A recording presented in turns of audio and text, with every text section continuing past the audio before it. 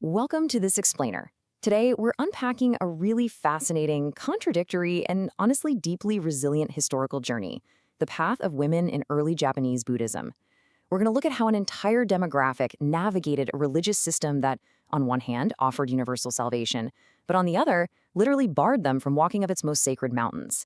It's an absolutely incredible story of doctrine, devotion, and adaptation. Let's dive in. Here's our quick roadmap for today. First, 1. The doctrine of exclusion. Next, 2. Seeking worldly benefits. Then, 3. Paths to the Pure Land. After that, 4. The Kamakura shift. And finally, 5. Radical equality in Buddhism. All right, let's get to it. Section 1. The doctrine of exclusion. To really understand this era, we've got to look at the harsh reality of the early Heian period. Outside the temples, aristocratic women actually held a fair amount of social power. They inherited property, managed large estates, and wielded massive cultural influence. Just think of literary masterpieces like The Tale of Genji. But spiritually, that was a totally different story. Take a listen to this. Women are messengers from hell. They have destroyed forever the seeds of the Buddha nature within them. Wow, that shocking quote from a traditional Buddhist treatise instantly highlights the intense, aggressive ideological barriers women faced. You were viewed not just as physically lesser, but as spiritually defiled by your very nature. So how did elite monks justify keeping women out? They heavily relied on two specific theological roadblocks. First, the 5 obstacles, which dictated that women simply could not attain the 5 highest spiritual states, the supreme one, of course, being Buddhahood itself. Then, there were the 3 obediences. Borrowed from Confucianism, this ensured strict social control. A woman had to obey her father in childhood, her husband in adulthood, and her eldest son in old age. Just imagine being told your spiritual ceiling was fundamentally lower simply because of your biology, and that your only path in life was lifelong submission to the men in your family. This brings us to a massive contradiction. On one hand, you have the doctrine that the waters of wisdom flow to all equally. But on the other hand, there's the institutional refusal to allow women into sacred spaces like Mount Hiei or Mount Koya. The reformer Hōnen actually pointed out this exact hypocrisy. Institutions claimed those universal waters couldn't flow to the defiled bodies of women, completely preventing them from even looking at miraculous statues or climbing the physical peaks of the law. It just doesn't add up, right? Section 2. Seeking worldly benefits. Excluded from those elite temples, ordinary women in the streets and alleys didn't just despair, they adapted. If the high-minded enlightenment of the mountaintops was closed off, they sought a different kind of spiritual intervention down in the valleys.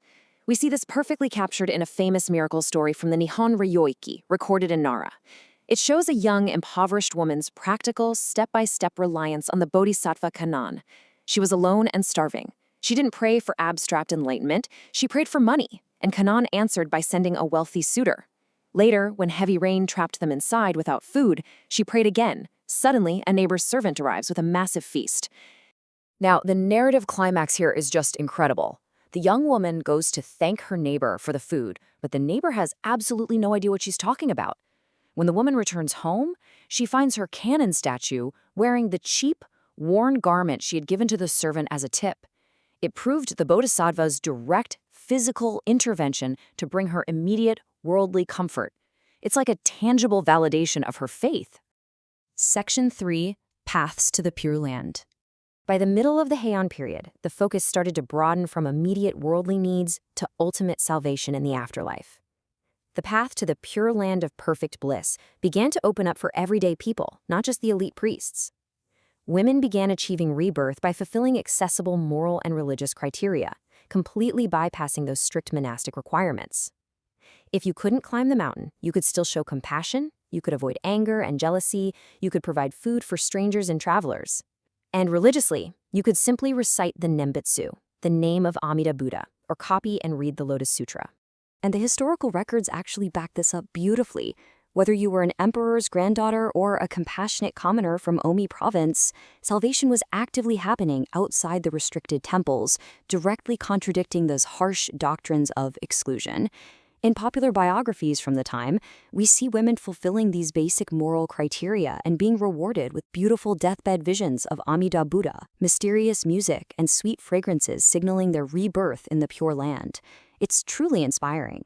Section 4. The Kamakura Schist. This undeniable grassroots reality eventually forced a massive theological shift among religious leaders during the Kamakura period. The old doctrines of exclusion just couldn't hold up against the sheer volume of everyday devotion. So figures like Hōnen and Shinran had to map out some intense theological gymnastics. Amida Buddha's 18th vow already promised to save everyone without distinction, so why did he need a 35th vow specifically for women? Well, the leaders argued that women were so discriminated against and burdened by those 5 obstacles that they wouldn't believe the 18th vow applied to them. Amida made the 35th vow just to give them hope. But there was a catch, and it's a big one. The twisted logic of the time dictated that because women were deemed so burdened by karma and passions, this transformational loophole was literally their only hope. Hōnen taught, but if a woman relied on Amida's vow, when her life was over, she would, quote, exchange the form of woman for that of man. Only then, as a newly transformed man, would she be led into the Pure Land. So yes, it was salvation, but it inevitably meant incorporating women into the ranks of males first. Section 5. Radical Equality in Buddhism. Finally, we reached the thrilling resolution. Later Kamakura reformers began to actively dismantle these biased frameworks. They looked at the transformational loopholes and the sacred exclusions and basically said, okay, enough is enough. Listen to this fiery quote from Dōgen. There is something ridiculous in Japan. To discriminate against women is the conduct of utter fools. He completely rejected the old rules and preached total equality of the sexes when it came to religious practice. He asked point blank, who has the right to prevent a woman from freely entering a Buddha land? Dōgen brilliantly flips the script here. He argues that the so-called defiled women are actually spiritually superior to the sinful monks, excluding them. He claims that the priests living in these sacred precincts are actually the ones committing the 10 evils and violating major precepts by harboring such hatred and discrimination. He essentially calls their exclusive mountains evil sacred places that need to be destroyed. You really have to admire that kind of theological mic drop. Meanwhile, another reformer, Nichiren, took a totally different but equally radical approach. He argued that the Lotus Sutra's absolute guarantee of salvation for women completely trumped all other exclusionary texts in the canon. He admitted, sure, in thousands of other sutras women are despised as incapable. But to Nichiren, the Lotus Sutra is like the moon compared to the stars. If the absolute greatest sutra guarantees your salvation, who cares what the lesser texts say? He actually believed that living in what they called the age of the decay of the law, a dark period when the world was moving away from the Buddha's original teachings, made it the absolute perfect time for women's salvation.